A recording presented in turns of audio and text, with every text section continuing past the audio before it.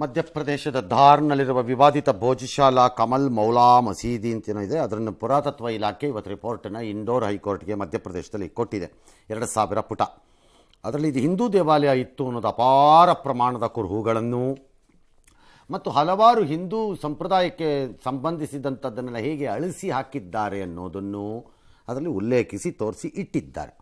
ಭಗ್ನಗೊಂಡ ಸ್ಥಿತಿಯಲ್ಲಿರುವ ವಿಷ್ಣುವಿನ ವಿಗ್ರಹ, ದೇವಾಲಯದ ಕುರುಹುಗಳು, ಗೋಡೆ ಮೇಲೆ ಗಣೇಶ, ನರಸಿಂಹ, ಬ್ರಹ್ಮ, ಭೈರವನ ವಿಗ್ರಹ, ಗೋಡೆ ಮೇಲೆ ಹಲವು ದೇವರು, ಮನುಷ್ಯರುಗಳ, ಪ್ರಾಣಿಗಳ ಚಿತ್ರಗಳ ಕೆತ್ತನೆ, ತ್ರಿಶೂಲದ ಪೇಂಟಿಂಗ್ಗಳು, ಸಂಸ್ಕೃತ ಪ್ರಾಕೃತ ಭಾಷೆಯ ಶಾಸನಗಳು, ಶಾಸನದಲ್ಲಿ ಓಂ ನಮಃ ಶಿವಾಯ ಎಂಬ ಬರಹಗಳು, ಓಂ ಸರಸ್ವತಿಯೇ ನಮಃ ಅನ್ನೋ ಬರಹಗಳು, ಪರಂಪರಾವಧಿಯ ನಿರ್ಮಾಣ ಶೈಲಿಯ ದೇಗುಲ, ಕುರಹು ಎಲ್ಲ ಇದೆ. ಓಕೆ, ಇದು ಇರಲೇಬೇಕಿತ್ತು. ಬಹು ಕಡೆಗಳಲ್ಲಿ ಕಾಣಿಸಿ ಎಲ್ಲಿ ನಾನು ಅವತ್ತಿಂದ ಹೇಳ್ತಿದ್ದೀನಿ ಇದನ್ನು. ಹೌದು, ಈ ರೀತಿಯ ಯಾವುದೇ ಮಸೀದಿ ಎಂದು ಪರಿಗಣಿಸಲ್ಪಟ್ಟಿರೋದು ನಮ್ಮದು ದೇವಸ್ಥಾನ ಅಂತ ನಂಬಿಕೆ ಇರೋ ಜಾಗದಲ್ಲಿ ನೀವು ಟ್ರೈ ಮಾಡಿದ್ರು ಇದು ಸಿಗತ್ತೆ. ನಾನು ಅವತ್ತು ಹೇಳಿದ್ದೀನಿ, ಇವತ್ತು ಹೇಳ್ತೀನಿ. ಆಧುನಿಕ ಭಾರತದಲ್ಲಿ, ನಂತರದ ಭಾರತದಲ್ಲಿ ಗ್ರ್ಯಾಂಟ್ ಲ್ಯಾಂಡಲ್ಲಿ ಪ್ರತ್ಯೇಕವಾಗಿ ಮಸೀದಿಯನ್ನು ಕಟ್ಟಿದ್ರೆ ಅಲ್ಲಿ ಸಿಗಲ್ಲ. ಹಳೆಯದಾಗಿ ಅದು ಪುರಾತತ್ವ ಇಲಾಖೆಯ ವ್ಯವಹಾರ ಆಗಿದ್ದರೆ, ಅದರಲ್ಲೂ ಈ ಥರದ ಭಾಗದಲ್ಲಿದ್ದರೆ ಅದು ಅಲ್ಲಿ ಇರೋದೇ, ಅದರಲ್ಲೇನು ಅನುಮಾನನೇ ಇಲ್ಲ ಅದರಲ್ಲಿ, ಅಷ್ಟೇ. ಹಾಗಾಗಿ ಅದನ್ನೆಲ್ಲ ಒಂದು ಪಟ್ಟಿ ಮಾಡಿ ತಗಳೆತ ಕಡೆಗೆ ಅಂತ ಬಿಡ್ಬಿಡ್ಬೇಕು, ಬೇರೆ ದಾರಿ ಇಲ್ಲ, ಇಲ್ಲದ್ರೂ ನಡೀತಾನೇ ಇರುತ್ತೆ. ಎಸ್. ಇನ್ನು ರಾಜ್ಯದ ಎಲ್ಲೆಡೆಯೂ ಕೂಡ ಮಳೆ ಆಗ್ತಾ ಇದೆ. ಅದರಲ್ಲೂ ಕಾವೇರಿ ಜಲಾನಯನ ಪ್ರದೇಶದಲ್ಲಿ ಭಾರಿ ಮಳೆ ಆಗ್ತಾ ಇದೆ. ಸಾಕಷ್ಟು ಅವಾಂತರ ಹಲವು ಕಡೆಯಲ್ಲಿ ಸೃಷ್ಟಿಯಾಗಿದೆ. ಉತ್ತರ ಕನ್ನಡದಲ್ಲಂತೂ ಪ್ರವಾಹ ಪರಿಸ್ಥಿತಿ ಆಗಿದೆ. ಅರಗ ಭಾಗದಲ್ಲಿ 10ಕ್ಕೂ ಹೆಚ್ಚು ಮನೆ, ಜಮೀನೆಲ್ಲ ಜಲಾವೃತವಾಗಿದೆ. ಹೊನ್ನಾವರ ಬೆಂಗಳೂರು ಹೆದ್ದಾರಿಯಲ್ಲಿ ಗುಡ್ಡ ಕುಸಿದಿದೆ. ಹಬ್ಬುವಾಡ ಬಳಿ ಮನೆ ಮೇಲೆ ಬಂಡೆ ಬಿದ್ದು ಹೋಗುತ್ತಿದೆ.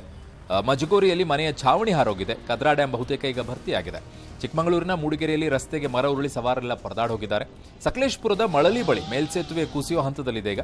ಉಡುಪಿಯ ದೊಡ್ಡಣಗುಡ್ಡೆಯಲ್ಲಿ ಶಾಲೆಯ ಗೋಡೆ ಕುಸಿದೆ. ವಿದ್ಯಾರ್ಥಿಗಳಿಗೆ ಏನೂ ಆಗಿಲ್ಲ ಸದ್ಯಕ್ಕೆ. ದಕ್ಷಿಣ ಕನ್ನಡದಲ್ಲಿ ನದಿಗಳು ಅಪಾಯದ ಮಟ್ಟ ಮೀರಿ ಹರಿತಾ ಇವೆ. ಶಿವಮೊಗ್ಗದ ಹಾರ್ನಹಳ್ಳಿಯಲ್ಲಿ ಮನೆ ಕುಸಿದು ಹೋಗಿದೆ. ದಾವಣಗೆರೆಯಲ್ಲಿ ಮರಗಳು ಬಿದ್ದು ಹೋಗಿದೆ. ವಿದ್ಯುತ್ ಕಂಬಗಳು ಕೂಡ ಜಖಮಾಗಿವೆ.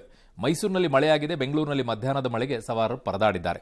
ಈ ಮಧ್ಯೆ ನೀರಿದ್ದ ಕಡೆಯಲ್ಲೆಲ್ಲ ಪ್ರವಾಸಿಗರು ಹುಚ್ಚಾಟವನ್ನ ಮಾಡೋದನ್ನ ಮುಂದುವರೆಸಿದ್ದಾರೆ. ಕರ್ನಾಟಕ ತಮಿಳುನಾಡು ನಡುವೆ ಕಾವೇರಿ ಕದನ ಮತ್ತೆ ಶುರುವಾಗಿದೆ.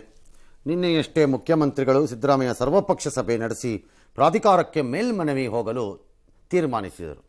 ಇದು ಒಂಥರ ಹೇಗೆ ಅಂತಂದರೆ, ಸುಮ್ಮನೆ ರೂಢಿಯಂತೆ ಪಾಲಿಸಬೇಕಾದ ಕೆಲವು ಹಂತಗಳು ಅಂತ.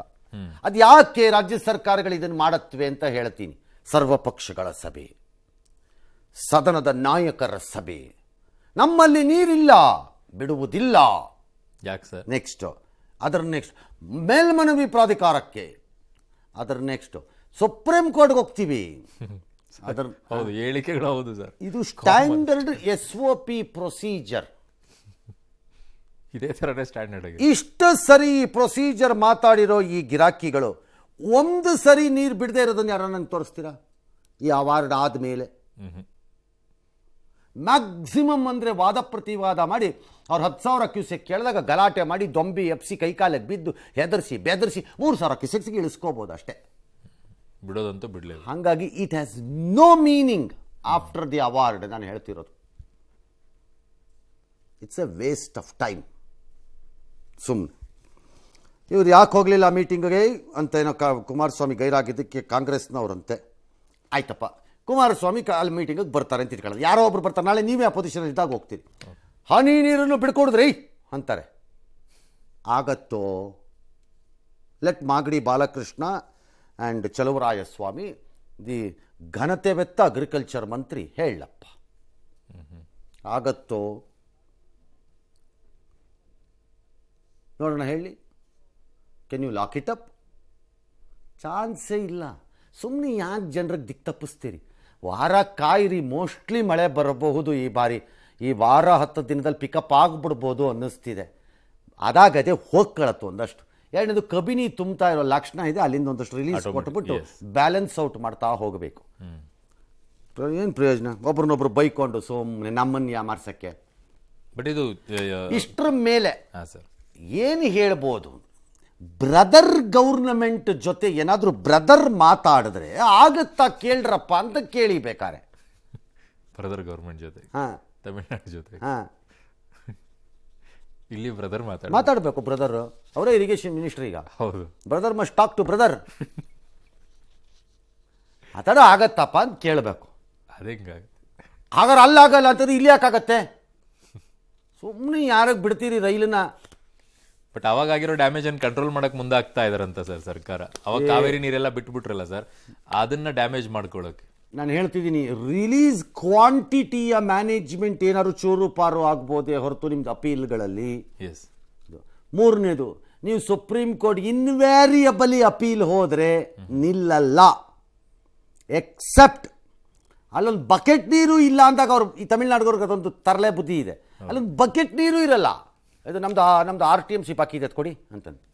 ಅಂದರೆ ಅವ್ರ ಪ್ರಕಾರ ಏನಂದರೆ ಬೋರ್ವೆಲ್ಗಳು ಹಾಕ್ಬಿಟ್ಟು KRS ಡ್ಯಾಮಲ್ಲಿ ಪೈಪ್ ಹಾಕ್ಬಿಟ್ಟು ಬಿಟ್ಕೊಟ್ಬಿಡಿ ಅಂತ ಲೆಕ್ಕಾಚಾರ. ಹಂಗಾರೆ ಹಂಗೆ ಕೇಳ್ತಾರೆ. ಆವಾಗ ಕೋರ್ಟು ಹೇಳತ್ತಷ್ಟೇ, ಎಲ್ಲರಿಂದ ಬಿಡ್ತಾರೆ ರೀ ಅಂತ. ಅದು ಬಿಟ್ಟರೆ ಚಾನ್ಸ್ ಇಲ್ಲ.